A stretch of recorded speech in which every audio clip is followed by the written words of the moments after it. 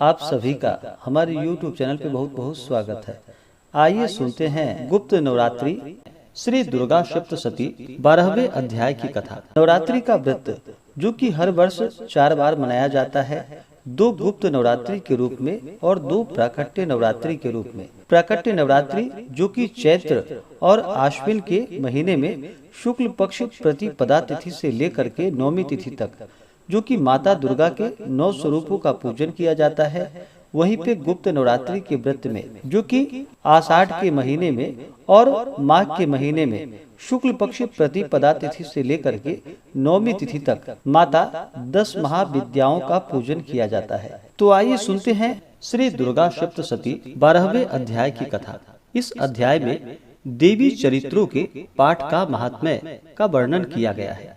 तो आइए सबसे पहले माता दुर्गा का ध्यान करते हैं, उसके बाद फिर हिंदी में कथा को श्रवण करेंगे। तो बोलिए प्रेम से दुर्गा माता की जय। ओम विद्युद्याम समम प्रभाम मृगपति अस्कंधे स्थितां भीषणां कन्याभिः करवालखेट विलसद धस्ताभिरा सेविता हस्तशक्र गदा शिखेट विशिखांश चापम गुणम तर्जनीं बिभ्राणामनलात्मिकां शशिधरां दुर्गां त्रिनेत्रां भजे। ओम श्री दुर्गा दिव्यै नमः। तो बोलिए प्रेम से दुर्गा माता की जय। मैं 3 नेत्रों वाली दुर्गा देवी का ध्यान करता हूँ। उनके श्री अंगों की प्रभा बिजली के समान है। वे सिंह के कंधे पर बैठी हुई भयंकर प्रतीत होती हैं। हाथों में तलवार और ढाल लिए अनेक कन्याएं उनकी सेवा में खड़ी हैं।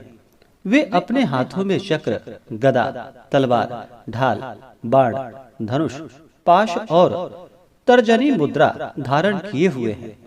उनका स्वरूप अग्निमय है तथा वे माथे पर चंद्रमा का मुकुट धारण करती हैं। देवी बोली, देवताओं, जो एकाग्रचित्त होकर प्रतिदिन इस स्तुतियों से मेरा स्तवन करेगा, उसकी सारी बाधा मैं निश्चय ही दूर कर दूंगी। जो मधुकैटभ का नाश, महिषासुर का वध तथा शुंभ निशुंभ के संहार के प्रसंग का पाठ करेगा तथा अष्टमी, चतुर्दशी और नवमी को भी जो एकाग्र चित्त हो भक्ति पूर्वक मेरा उत्तम महात्म्य का श्रवण करेगा, उन्हें कोई पाप नहीं छू सकेगा। उन पर पाप जनित आपत्तियां भी नहीं आएंगी। उनके घर में कभी दरिद्रता नहीं होगी तथा उनको कभी प्रेमी जनों के विछोह का कष्ट भी नहीं भोगना पड़ेगा।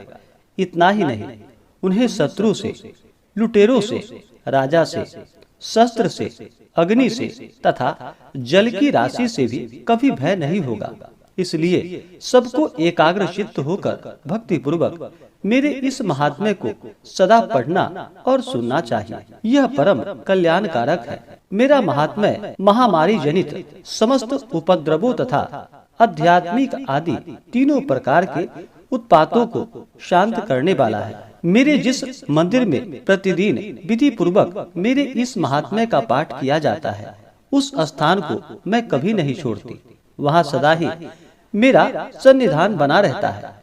बलिदान, पूजा, होम तथा महोत्सव के अवसरों पर मेरे इस चरित्र का पूरा पाठ और श्रवण करना चाहिए। ऐसा करने पर मनुष्य विधि को जानकर या बिना जाने भी मेरे लिए जो बलि, पूजा या होम आदि करेगा, उसे मैं बड़ी प्रसन्नता के साथ ग्रहण करूंगी। शरत काल में जो वार्षिक महापूजा की जाती है, उस अवसर पर जो मेरे इस महात्म्य को भक्ति पूर्वक सुनेगा, वह मनुष्य मेरे प्रसाद से सब बाधाओं से मुक्त तथा धन धान्य एवं पुत्र से संपन्न होगा। इसमें तनिक भी संदेह नहीं है। मेरे इस महात्म्य, मेरे प्रादुर्भाव की सुंदर कथाएं तथा युद्ध में किए हुए मेरे पराक्रम सुनने से मनुष्य निर्भय हो जाता है। मेरे महात्म्य का श्रवण करने वाले पुरुषों के शत्रु नष्ट हो जाते हैं। उन्हें कल्याण की प्राप्ति होती है तथा उनका कुल आनंदित रहता है। सर्वत्र शांति कर्म में बुरे स्वप्न दिखाई देने पर तथा ग्रह जनित भयंकर पीड़ा उपस्थित होने पर मेरा महात्म्य श्रवण करना चाहिए। इससे सब विघ्न तथा भयंकर ग्रह पीड़ाएं शांत हो जाती हैं और मनुष्यों द्वारा देखा हुआ दुष्स्वप्न शुभ स्वप्नों में परिवर्तित हो जाता है। बाल ग्रहों से आक्रांत हुए बालकों के लिए यह महात्म्य शांति कारक है तथा मनुष्य के संगठन में फूट होने पर यह अच्छी प्रकार मित्रता कराने वाला होता है। यह महात्म्य समस्त दुराचारियों बल का नाश करने वाला है। इसके पाठ मात्र से राक्षसों, भूतों और पिशाचों का नाश हो जाता है। मेरा यह सब महात्म्य मेरे सामीप्य की प्राप्ति करने वाला है। पशु, पुष्प, अर्घ्य, धूप, दीप, गंध आदि उत्तम सामग्रियों द्वारा पूजन करने से, ब्राह्मणों को भोजन कराने से, होम करने से, प्रतिदिन अभिषेक करने से, नाना प्रकार के अन्य भोगों का अर्पण करने से तथा दान देने से आदि से 1 वर्ष तक जो मेरी आराधना की जाती है और उससे मुझे जितनी प्रसन्नता होती है उतनी प्रसन्नता मेरे इस उत्तम चरित्र का एक बार श्रवण करने मात्र से हो जाती है। यह महात्म्य श्रवण करने पर पापों को हर लेता है और आरोग्य को प्रदान करता है। मेरे प्रादुर्भाव का कीर्तन समस्त भूतों से रक्षा करता है तथा मेरा युद्ध विषयक चरित्र दुष्ट दैत्यों का संहार करने वाला है। इसके श्रवण करने पर मनुष्यों को शत्रु का भय नहीं रहता। देवताओं, तुमने और ब्रह्मर्षियों ने जो मेरी स्तुति की है तथा ब्रह्मा जी ने जो स्तुतियाँ की है वे सभी कल्याणमयी बुद्धि प्रदान करती है। वन में, सूने मार्ग में अथवा दावानल से घिरे जाने पर, निर्जन स्थान में, लुटेरों के दाव में पड़ जाने पर या शत्रुओं से पकड़े जाने पर अथवा जंगल में सिंह, व्याघ्र या जंगली हाथियों के पीछा करने पर, कुपित राजाओं के आदेश से वध या बंधन के स्थानों में ले जाए जाने पर अथवा महासागर में नाव पर बैठने के बाद भारी तूफान से नाव के डगमग होने पर और अत्यंत भयंकर युद्ध में शास्त्रों का प्रहार होने पर अथवा वेदना से पीड़ित होने पर, किम बहुना सभी भयानक बाधाओं के उपस्थित होने पर जो मेरे इस चरित्र का स्मरण करता है वह मनुष्य संकट से मुक्त हो जाता है। मेरे प्रभाव से सिंह आदि हिंसक जंतु नष्ट हो जाते हैं। लुटेरे और शत्रु भी मेरे चरित्र का स्मरण करने वाले पुरुष से दूर भागते हैं। ऋषि कहते हैं, यूं कहकर प्रचंड पराक्रम वाली भगवती चंडिका सब देवताओं के देखते देखते वहीं अंतर ध्यान हो गई। फिर समस्त देवता भी शत्रुओं के मारे जाने से निर्भय हो पहले की भांति यज्ञ भाग का उपभोग करते हुए अपने अपने अधिकार का पालन करने लगे। संसार का विध्वंस करने वाले महाभयंकर अतुल पराक्रमी देव शत्रु शुंभ तथा महाबली निशुंभ के युद्ध में देवी द्वारा मारे जाने पर शेष दैत्य पाताल लोक में चले आए। राजन, इस प्रकार भगवती अंबिका देवी नित्य होती हुई भी पुनः पुनः प्रकट होकर जगत की रक्षा करती हैं।